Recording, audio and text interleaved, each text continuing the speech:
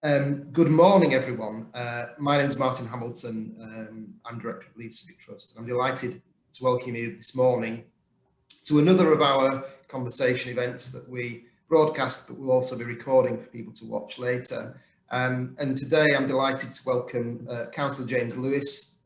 James is leader of Leeds City Council. I'll hand over to him in a minute, but just to say that the format of these interviews, for those who aren't familiar, we'll be talking for half an hour, 40 minutes or so. I'll be putting James some questions, and then, as I say, afterwards we'll be doing a YouTube video of this so that people can watch at their leisure. So I'd like to start off, James, by first of all welcoming you. Thank you very much for coming. James, could you say a little bit about your working week? You know, you're now leader of the council. You've been doing this for a little while now. What's your typical working week, and how has that been impacted by COVID? Thank you, Martin, and thank you for the invitation from the Civic Trust for this event. I'm always pleased to work with the Civic Trust and come and answer questions and talk about what we're doing at a council. In terms of my working week, at the moment, we're in a position where, like everybody, the advice is to work from home where we can. But for councillors, we still have to conduct our formal meetings, decision-making meetings in person now. So we have to go into the Civic Hall and sit 2 meters apart to do the formal meetings. So the executive board, planning, licensing meetings, and are the ones where decisions are made. So at the moment, I'm spending probably about half a week at home in Kippocks, which is where I'm sat at the moment at my kitchen table, and the other half of the week in meetings in the Civic Hall, or filling in time between meetings in my office in the Civic Hall, where I'm the only person allowed in there, which I don't know whether that's a good thing or a bad thing yet, but it is. It does mean we can still still see people in the Civic Hall, but like I say, a lot of the work that we do as councillors, whether it's dealing with correspondence, email, social media and things like that, is often being done from home. James, I mean, you're a senior councillor. You've been a senior councillor for a while now. You've been a councillor for quite a long time, but and so you're used to the executive positions, if you like. You occupied an executive position shortly before you became leader. How does being a leader of council differ from those previous roles, would you say? I think the key thing is it is the responsibility for leadership of the council. In a portfolio role, you get very stuck into the areas you work in, and dealing with internal meetings, external meetings around those areas. But actually being leader, it is in normal times, it's been responsible for the direction of the council and somewhat the direction of the city as a whole. And I think that's a big that's a big difference in the expectation that the expectations that come with that, rather than, like I say, dealing with sort of very specific policy areas or areas of council service delivery. I mean, the councillors obviously had to work, and councillors have had to work differently over the last 12 to 18 months. But then, so has everyone else in the city. I mean, what would you say to, what message would you want to send out to people in Leeds, and you know, sort of almost an appreciation of how we've coped over the last 18 months? I think as a city, we've risen to the challenge very well of COVID. There's been a huge amount of cooperation between lots of different organisations. Sometimes we've been involved in that as a council, sometimes we haven't. But there's been a huge amount of cooperation and goodwill that's helped to support people in the city and keep large sections of the economy going. I think we've got in terms of businesses in the city, there's been it's been a huge change for some, and I know sadly some branches of large businesses or businesses as a whole have not made it through now nearly 16 months of lockdown. But lots of businesses have adapted and changed and are keeping going. I wouldn't say thriving at the moment for some. Some are, but keeping going, which is really important for the business, but also for keeping people in work in Leeds as well. I think one of the challenges we'll face coming out of lockdown, and as the furlough scheme winds down, is some people, sections of the economy, particularly around hospitality and leisure, reopen. People will have jobs to go back to, but in some areas, people sadly won't, and we'll have a big piece of work around making sure people who are looking for work, not just have lost a job, but the whole line of work is reduced during lockdown, to make sure people have access to the advice and training that can help people find new work as well. In a positive, I think there are, as like I say, sections of the economy that have been under the tightest lockdown restrictions are now reopening and are recruiting. So there are opportunities there for people, but I think particularly for some long-standing areas that are going to change dramatically, like city centre retail, there will be a piece of work for us and the organisations who work with around jobs and skills to help people into work. I'll probably come on to some sort of specific policy areas in a moment, James, but could you just say a little bit about what your sort of general priorities are as leader of Leeds City Council? What is your sort of prime focus at the moment? I think the focus, like I say, at the moment is going to be on the next few months, is going to be coming out of lockdown, whenever the dates are that some of the lockdown restrictions end. It's going to be looking at where some of the challenges face. So like I said, I've talked a little bit about employment. I think in terms of children's services and old people's services, we will find people who have been affected by lockdown in different ways, and our services go back to working on a more regular face-to-face basis. I think we'll find people who haven't needed to access services before, particularly, like I say, around social care, whatever age, will be there. So I think that's going to be something I'm aware of. And then moving forward, we've obviously got some great opportunities coming in Leeds. Great opportunities coming in Leeds around Channel 4, around the National Infrastructure Bank, around some of the business relocations into Leeds, and making sure that they are really successful, and everybody up and down the country and around the world is talking about what a great place Leeds is to move or grow a business in. And we're looking again at some of the challenges that we were addressing before lockdown that certainly won't have gone away. So how do we reduce the impact on climate change, and how do we mitigate the impact of climate change that has happened already on the city? How do we work to improve public transport and infrastructure in the city, and how do we work on again, when services start to return to some sort of normal around health services and well-being services, and the more positive sides about encouraging people to stay fit and healthy. I think that's going to be a big area of work for us. People, I think, are a lot more aware of their own health and also their own well-being, how to stay healthy, how to avoid illness. It's been a big thing around the lockdown, and if we can take some of that positive focus on people's health and look at how it can help people sort of stay healthy going forward, I think that'll be important as well. I mean, in terms of the recovery, and part of that is the COVID recovery coming out of the current situation, returning to whether it's normality or a slightly different world, but I guess a world where we're not having to isolate and all of those sorts of things. You mentioned some of these investments that are coming in. Channel 4's moved to Leeds, of course. National Infrastructure Bank, other inputs in terms of cash and resources. I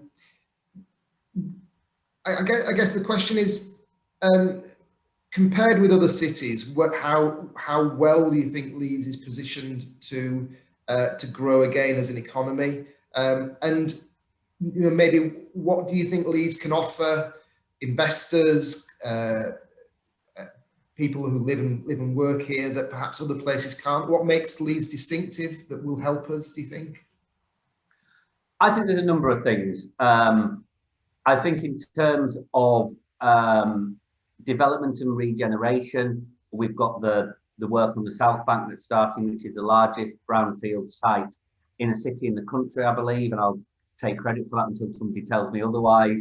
But that's not just about, like, say, a development opportunity. It is a huge change for that part of the city centre.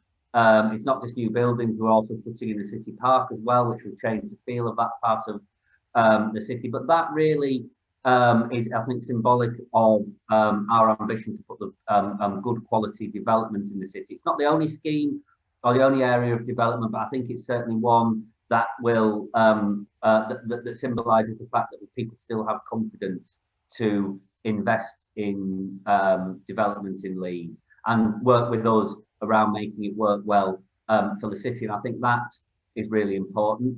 I think in terms of looking at the wider economy, we've got some very, sectors that are very got good prospects for growth around digital and IT. And I know IT sounds maybe like a term from the 70s, 1970s, but really is an area where we've got a lot of prospects for businesses that have strong growth potential, particularly where that's applied to financial services or health services. So we do have sectors in the economy that have got that prospect of growth as well. And also, again, the things like the location of the National Infrastructure Bank, which I think is a great fit for Leeds in terms of, first of all, putting people that make decisions around where infrastructure spending is allocated in a part of the world that isn't London and hasn't had that high and sustained levels of investment.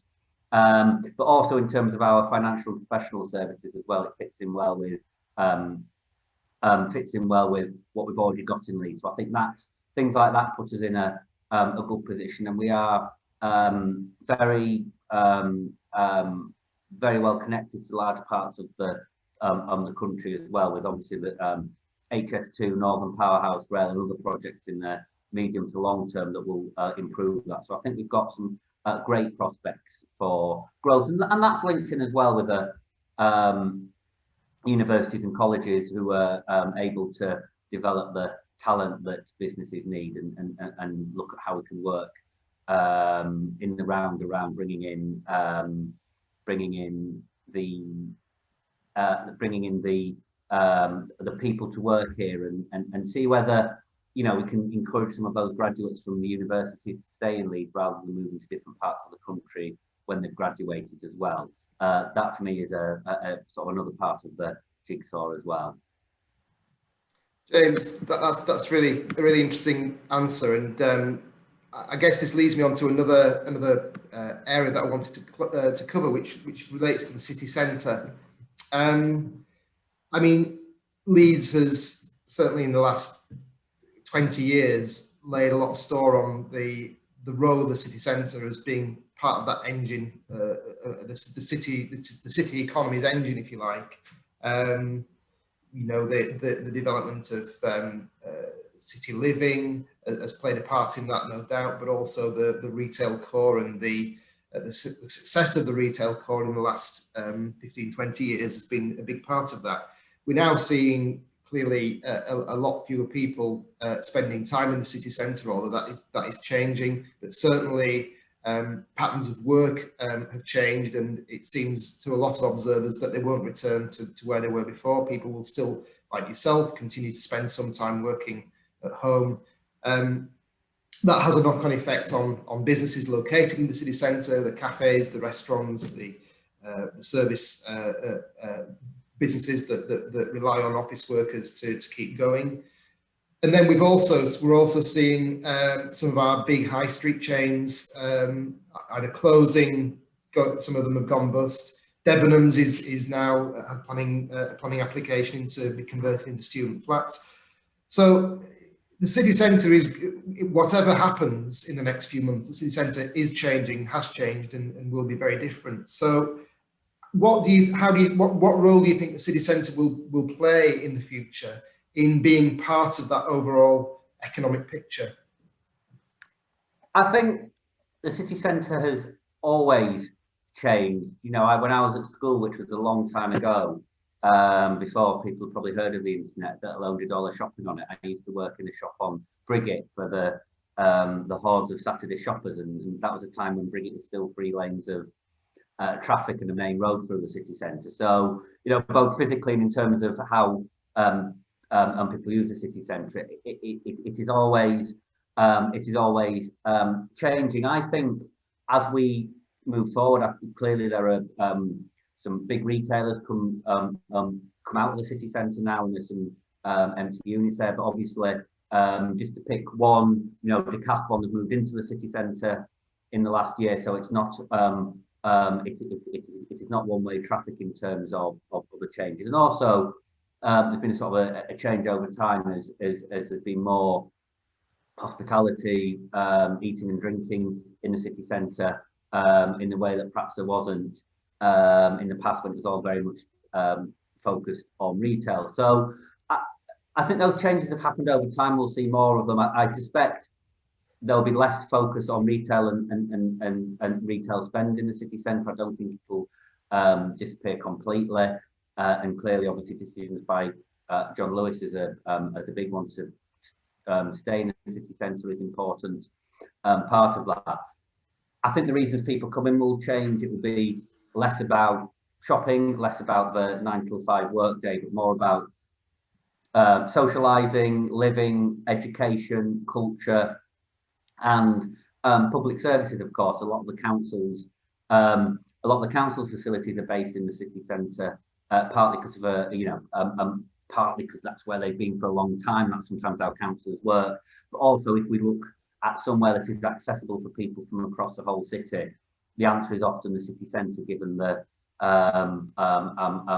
public transport links into the city centre. So it will be a change. I'm not pessimistic about that change. I know it will for lots of businesses. Their offer, if they want to remain in the city centre, will have to be different, and that change will be difficult. I acknowledge that, but I do think, again, it'll be somewhere where people will live and socialise, as well as a traditional Monday to Friday work day and shop, and that's got to be something we want to work with. I'm keen around on sort of coming down into the detail around it. I'm keen that a lot of property owners and developers work with us around bringing forward high quality developments and changes where buildings are changing their purpose in the city centre. That's high quality stuff, particularly around residential. Not a lot of people taking advantage of the current government's permitted development rights, but actually looking at what can contribute to a thriving and quality city centre as well. So there are some challenges for everybody there, and I acknowledge those, but I'm not completely pessimistic. I mean, just to say, at Leeds Civic Trust, we are concerned about some of these changes, these permitted development rights changes that, should we say, taken as they are without any intervention or thought, could change the face of our high streets in a very negative way. Shop fronts disappearing, a single door in, to go into a load of very unattractive and pokey and small flats. So I think that dialogue with the major developers is really important to ensure that the quality remains high, even if the flexibility is more than it perhaps was in the past. So I'm pleased to hear that, James. Just finally on the city centre, I mean, you mentioned the South Bank and the huge brownfield site that we have there, and the opportunities that brings. Other parts on the fringes of the city centre are also ripe for development. Something that the Trust has always been keen on is promoting more family living, more making the city more attractive for children. We often see planning applications coming through for apartments where the vast majority are for 1 or 2 bed and very few 3 bed. which doesn't necessarily encourage that sort of mix of tenancy. What do you think? What's your view on the city centre as somewhere that should be more child friendly, given that is a council objective after all? I think as any change happens, that's got to be something that we work on. It is something around making our centres a city centre, and also some of the town and district centres in Leeds as well, both more child friendly and also friendlier for older people as well. I think that a lot of city centre development is aimed at a particular is aimed at a particular market, although I know there are some new houses rather than apartments or flats coming into the city centre, but it is very much a sort of work in progress to think about how we can bring some of those, bring maybe family residential into the city centre, and something that also requires us as a council to look at things like parks. Like I say, there's a new city park coming into the South Bank, looking at the services like schools that families need as well. So it is a big piece of work. I don't think we'll yet be like some cities on the continent or North America, where family living in city centres is as commonplace as perhaps it isn't in Leeds at the moment. We find, I think it is a bit chicken and egg. I think because the historic sort of market in the city centre has been for the smaller units. That's what developers tend to go for. That's what they're told that are popular. Well, they're popular because that's the only real comparison you have to make at the moment. But we are seeing developers like Situ who are building bigger, not just apartments but effectively houses, and I think those are doing really well. So I think there's just a need to communicate that these are actually investments that people can make that will be successful. People will take them up, but you have to make that leap of faith. And I think you're absolutely right. Things like the City Park and some of the other developments will help to tell that story, really. So I think that's useful, James. I wanted to talk a little bit about what's termed the levelling up agenda. I mean, different people call it different things, but this is the general idea, isn't it? That the bulk of investment, public funds at any rate, tends to end up in the South East. The various formulas that government departments have historically used just tend to mean that is what happens, rather than money going into other parts of the country. I mean, the rhetoric from all political parties actually is that this is something that needs to change. And you've mentioned some of the investments that are coming forward. But what do you think is the central case that the city is making to the government about this, the need and the benefits that flow from further investment in Leeds?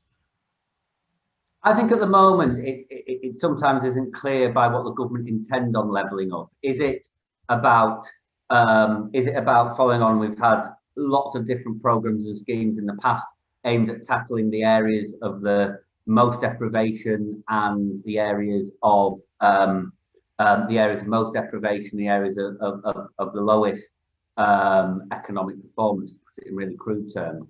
Is it about trying to bring those areas up, or is it about putting money into areas that traditionally haven't received government funding, regardless of their success or not, in the absence of government funding? So I think our case in Leeds, and to put it in what we like is we'd like to see a number of things. I think clearly we want to see investment that tries to improve the economic chances and the health of the poorest people in the city fastest. That's got to be something that we've been valued for a long time, and that's got to be part for me of levelling up. It's giving people those opportunities of a better life, and sometimes that's measured in economic terms, and sometimes that's measured in people's well-being and the environment people live in. That's got to be part of it for me. I think the second thing as well is it would always be looking at how we can support broad-based economic growth in the city, around looking at those, giving people opportunity, bringing in employers and good quality jobs into the city, and giving people the opportunity to take those jobs, whether it's people who are out of work at the moment or people who are in work but in low paid or in low paid and insecure jobs, get people better paid and more secure jobs. So that would be my pitch as a city into what we are trying to do. And like I say, that's a huge scale of things. It's through working with our training, education, universities, colleges, skills partners around that. It's about inward investment and also supporting business growth in the city. And it's also about improving the quality of public spaces, parks, playgrounds, the public realm, town and district centres as well. So all of those, I think, are things that we value and prioritise as a city, and I would hope are compatible with the government's aims of the levelling up agenda as well. How they see it. Sure. I mean, I guess a part of the way in which the city is able to communicate with national government is through the new mayor that was recently elected, Tracy Brabin. So this is a new role, didn't exist before. Other cities, other regions have elected mayors. West Yorkshire now has one as well. And I want to sort of finish off the interview, James, by focusing on transport. But before I do that, could you just say a little bit about the elected mayor and how you see your role as leader of Leeds City Council, one of the council areas that makes up the West Yorkshire Combined Authority, which is the area covered by the mayor. How you see your role interfacing with the mayor on a practical basis? Clearly, the mayor has certain powers, but how do you see the sort of the interactions working? So on a very practical level, the decision-making body is the Mayoral Combined Authority, which Tracy Brabin chairs as the directly elected mayor, and the leaders of the 5 councils, plus other members to add some political balance to that, are part of that combined authority. So we'll be working very closely together. We are in the nicest way bound together on the combined authority. So that will bring us together in terms of the shared decision making, the shared responsibilities for delivering the mayor's agenda, and there won't be a position where there will be division and wedges between the mayors and the councils, because, like I say, through the political structures, we are all part of one combined authority, and I think that's important. So on a very practical level, it might be a bit boring and bureaucratic, but that's how it works. To understand, yeah. In a really positive way. I think the reason we supported a mayor for West Yorkshire was around getting that access to extra powers and money that the government deemed would only be available to those areas with directly elected metro mayors, and that's around our ability to pursue franchising for buses, to see extra investment come in for training and skills, transport, for investment in the future, our ability to work with the mayor on things like where necessary, a mayoral development corporation. And in Leeds, we had one very specific thing, which was the work with the British Library to bring the British Library North into Leeds City Centre. A project that is extraordinarily exciting for the city as well, but one that was part of the deal that established the mayor. It puts West Yorkshire up on the stage and in the spotlight, to use some theatrical old cliches, but it really is an important part to have that voice up there, both to lobby for our region, but also to put our region on the map as well. And I think that softer power, as well as the formal processes, are part of the package about why Tracy will do a great job as Mayor of West Yorkshire and really will make a difference. James, I mean, a big part of her role is in relation to transport, and of course you had a big role in relation to transport in the past as chair of Metro, which is now coming under the mayor's remit, of course, through the combined authority.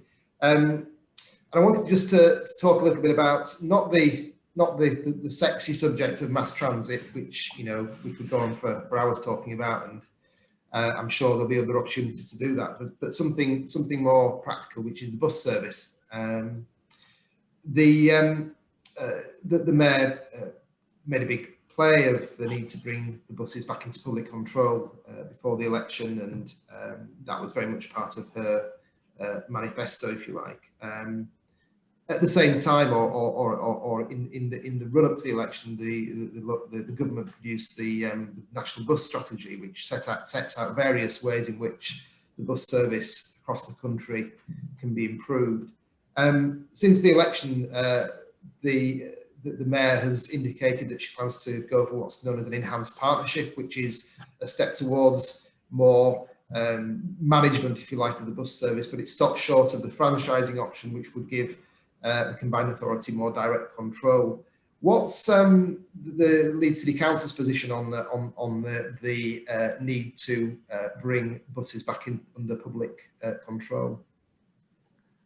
I don't think Tracy has said she's rejected franchising at all, and clearly one of the items on the top of her in tray is what are the next steps to be taken in terms of the combined authority in Tracy's direction of travel around buses. So I don't think franchising has been rejected as an option at all at this stage, and it's got to be an important part of setting out how we would like to see the bus network work in West Yorkshire, not necessarily how the current private companies run that. I mean, in terms of buses, it's something close to my heart. I live in Kippets. A lot of my council ward is only served by buses. We don't, we're not part of the rail network, and we're probably somewhere that may not, certainly in the early stages of mass transit, be included in that. So it really is getting the buses right is the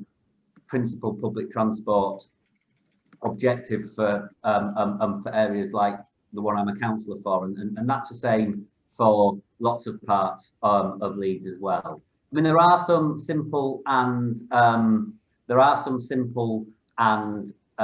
steps that could be taken to improve things. For example, is having a single ticketing scheme like the Oyster tickets in London that mean that people can have a ticket that they just use all day. It doesn't matter what colour the bus they're getting on is, compared to the position at the moment where I live in Arriva land, and I can, if I wanted to have a bus ticket, that I can use both in Arriva land and most of the urban area of Leeds, which is different bus companies. I'd have to buy a more expensive ticket than the one that that just gets me around on Arriva services, and not only is it more expensive, but it can also be for the more casual bus passenger, not sort of knowing at the outset what they need, what ticket they need to buy, what they need to ask the driver for. Simple things like that, and things that are commonplace also around in other parts of Europe, around being able to, for example, just to buy a simple day ticket that you can use on buses and trains and any other form of transport that comes into West Yorkshire through mass transit, rather than again having to have a fistful of tickets and quite a deep understanding of what you need to buy for what journeys you plan to make during the day. So things like that could be a part of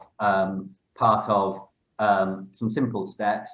I think there's work we have done as a council around putting bus priority in. So it probably doesn't matter who owns the buses and runs the buses, but if they're stuck in traffic, they're not going to be an attractive alternative for people who currently drive. So there's work we've done around that, investment in work around improving the bus flow through the through the city centre. If anybody's not been into the city centre, it's changed quite a bit during lockdown on the ground and things like that. So it's there are some steps that can be taken, but clearly, Tracy's committed to public control of the buses. It's a long and tortuous process to get there. I don't want to people to think that it's a dead simple step.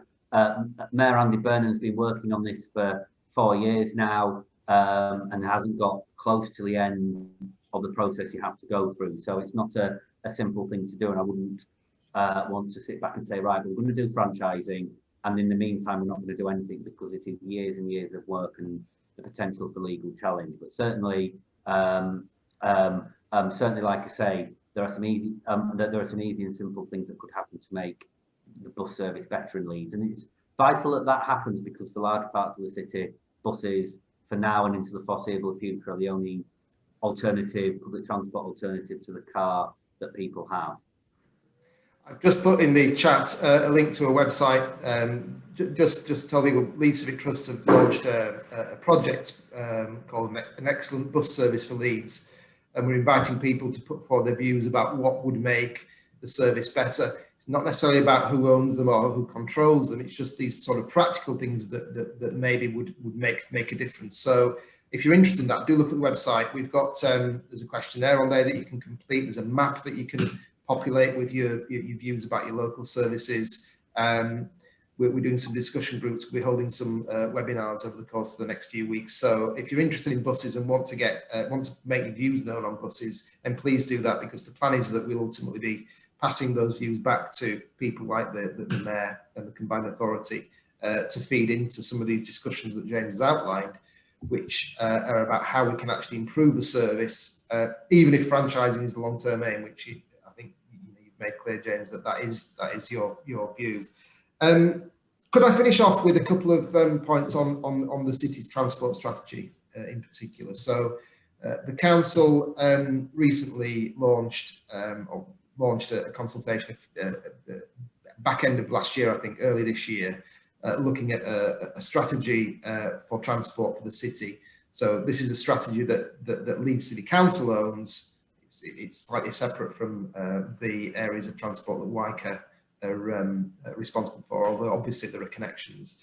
So I know that the officers are now working through the feedback from that consultation, and that ultimately there'll be a published strategy that will put forward the council's plans for the next, I guess, 8-9 years, because it's a strategy up to 2030. Now, James, we gave general support to the strategy. We thought it was saying the right things. We did feel that some of the more radical proposals in there, things like work-based parking levies, some of the charging regimes, which are expressed as possibilities. Our view is that they have to happen if we're to have any chance of reaching the net zero target and transport playing its part in that by 2030. So I just wanted to ask you, as leader of the council, how radical are you prepared to be in bringing in some of these measures, which aren't necessarily popular, but are probably important to actually achieve those overriding transport objectives? My view on some of this are on sort of the some of it which you focused on, which is the workplace charging, is we'd need to have a clear and improved public transport offer, for which workplace charging could be part of the way that funding is raised to deliver that, as Nottingham has done workplace charging to support the development of a tram network, and Nottingham's tram, among many things, has a focus on park and ride sites outside the urban area to provide an alternative to city centre parking, and that's something that Nottingham's a good example of, and we could look at. But we would need to be in a position, I think, where we can provide a concrete and developable scheme that would be funded by workplace charging. We can't just use the income from workplace charging willy-nilly across council services.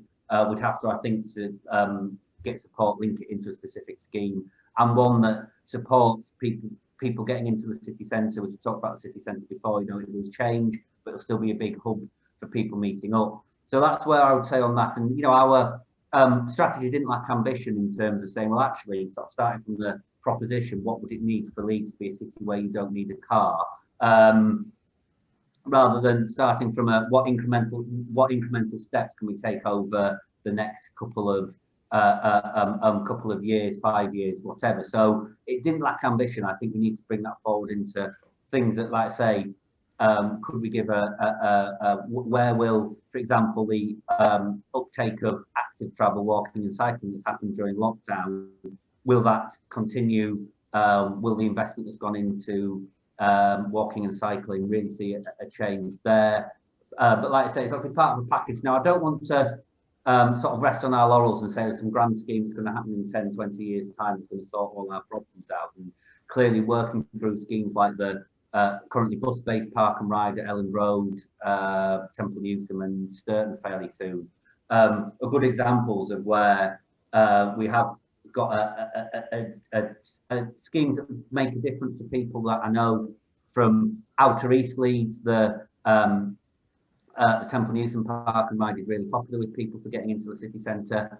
But like I say, that's got to be, for me, around the strategies around having that ambition. And like you say, we're working through with consultations. I think for us to do things like workplace charging, we would have to have some concrete and ready to be delivered schemes that people are that are about to happen, not just talking about what could happen in the future, for people to show the support for it. And there's been a lot of transport schemes in Leeds that have been what could happen in the future and actually never have happened. So for me, deliverability is also got to be part of this as well, and actually making things happen on the ground. I mean, I think you know, having these things in tandem is important. I mean, I think strategy is a strategy that covers the period up to 2030, and as part of the strategy is this ambition that you don't need a car. So the logic would be that at some point over those 8 years, if the plan works, people won't need a car. So therefore, I guess some of these things, maybe not immediately, but as you say, developing initiatives, concrete and very visible ways in which things are changing, alongside some of these things that will fund those changes. Because I think it's about control and power at the end of the day, and you know, revenue raising powers does give the city the opportunity to do things that it couldn't otherwise do, or would have to rely on government handouts or whatever. I guess it's what happens over the next 8 years, isn't it? It's not just the immediate term; it is the next 8 years. But 8 years isn't that long, as we know when we look at things like the tram and the trolley bus. I mean, those are stories that go on for decades. So yeah, it is a tricky one. I certainly accept that, James. Okay, well, I've come to the end of the questions that I wanted to ask. Could I just perhaps finish off very quickly, just by asking you to sort of something that is positive, I guess, which is the 2023 year of culture. The council is backing. I mean, it's run independently of the council, but the council is very much the prime mover behind that. Could you just say a little bit about that as something that we can look forward to as we come out of this current period and as we move forward as a city? Can you just say a little bit about that? I think the 2023 year of culture is something that was planned long before we'd even heard of COVID, but it's something that will really help us bring the city to life. I'm really keen that it is a project that reaches out into all our communities, all our towns, all our districts in Leeds, as well as being a high profile thing that puts Leeds on the map, and something that we can move on from. Sometimes I feel the thing we're best at in Leeds is keeping it a secret what a great city it is, and part of 2023 has got to be helping everybody in Leeds celebrate that, and part of it's got to be putting it on the map. So it's something I see sort of moving forward in those terms. Thanks for that, James. Well, we've come to the end of the questions. So I'd just like to thank James, first of all, for sharing his views on the city and how the city moves forward in the next months and years. It's been a really interesting conversation. I hope you agree. And just to say, we have another conversation on Monday with Sinead Rocks. We mentioned Channel 4 moving into the city. Sinead Rocks is the the MD, the person in charge of the national headquarters based in Leeds, and I'll be talking to her on Monday at 11. So if you're interested in that, do go to our Eventbrite page and register for that conversation. But all I'd like to say then is thank you for joining us, everyone. And James, thank you very much for sharing your thoughts today. Thank you. Thank you, Martin, for putting the questions to me.